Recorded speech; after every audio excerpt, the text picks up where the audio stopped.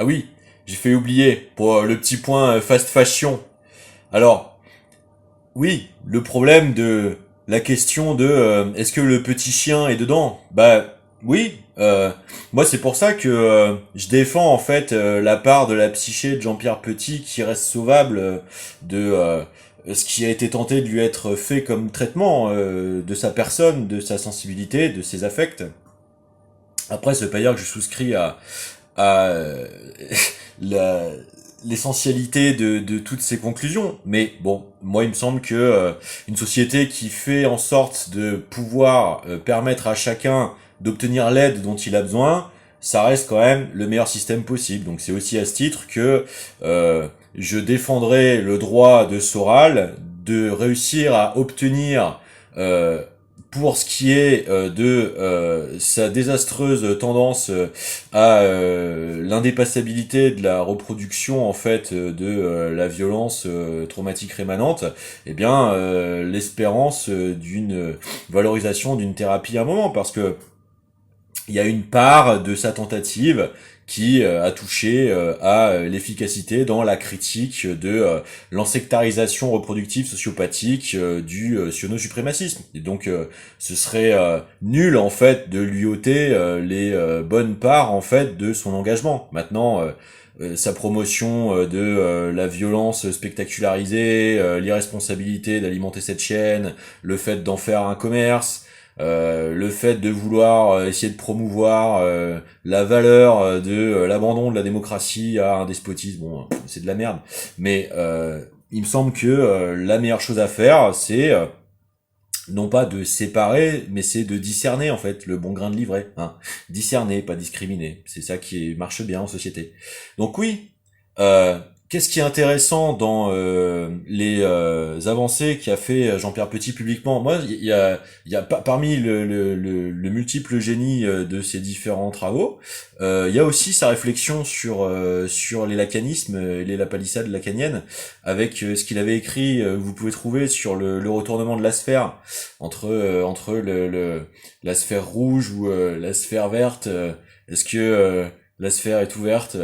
Parce que forcément, c'est biblique en fait. Si c'est le fruit de la connaissance, c'est parce que anatomiquement en fait, c'est pas le même point de vue en fait de donner la vie et d'y assister, hein.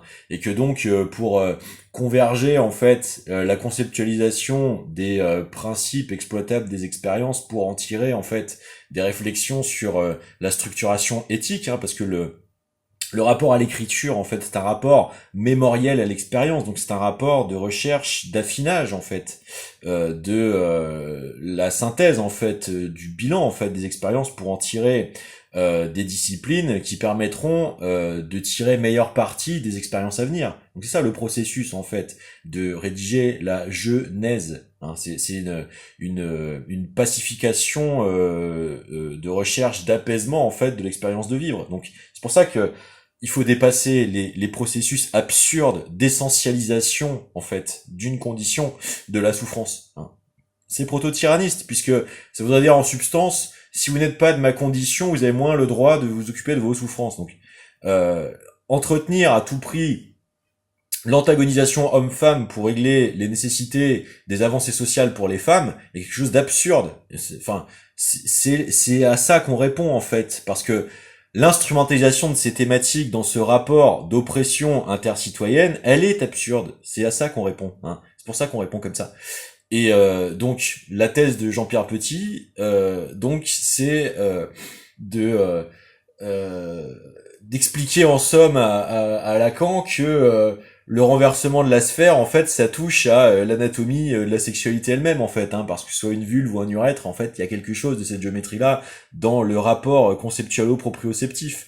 Et donc, ce qui est rigolo à regarder comme image par rapport au «tu ne mangeras pas du fruit de la connaissance» biblique, hein, pour vérifier si la compulsion cannibaliste est dehors ou dedans, hein, dans le fait de la maîtriser, de la sublimer par rapport à des périodes horribles de dévastation planétaire de l'expérience du déluge, où dans la nécessité de survie, on essaye de archéologiquement résurrecter aujourd'hui les écrits sur l'effondrement de l'Empire égyptien ou la dévastation environnementale est telle que les parents finissent par manger les enfants, etc. Enfin bref, le saturnisme, hein, l'archétype saturnien de Chronos dévorant ses enfants, etc. Donc la grande sangoie, la grande mortification, et puis aussi la transfiguration de la condition du barbarisme, hein, c'est-à-dire entre l'animalité et la capacité en fait de maîtrise de soi qui est l'évolution de la conscience au-dessus du cerveau primitif, il y a ce rapport archétypal à la phagocytation, hein,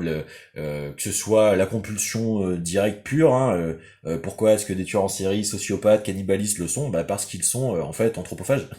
Et plus extensivement, conceptuellement, la violence héréditaire, reproductive, claniste, hein, les épicycles de la vengeance. Donc, pour le refigurer anatomiquement, pourquoi on a féminisé la chose expérientiellement? Parce que on assiste aux accouchements, hein, la co-naissance, hein, l'anthropomorphie de la générativité de la vie elle-même, qui est l'exemple plus absolu. Hein. Et donc, la seule expérience qu'un homme pourrait essayer de reproduire pour s'interroger là-dessus, ce serait d'essayer de se replier sur lui-même pour regarder si son anus est ouvert. Vous voyez l'absurdité comique du truc. Hein. Donc, c'est pour ça en fait que on fait ces points-là, hein. Parce que ça a des résonances en fait dans la façon dont la psycholinguistique essaie en fait de coder les conditionnements généraux exploitationnels, hein. Il y a quelque chose de profondément archétypal dans le rapport de tentative par la culture du viol, de la pénétration des échelles de l'individu et de l'individuation dans la cybernéticisation cyberfasciste. D'accord ?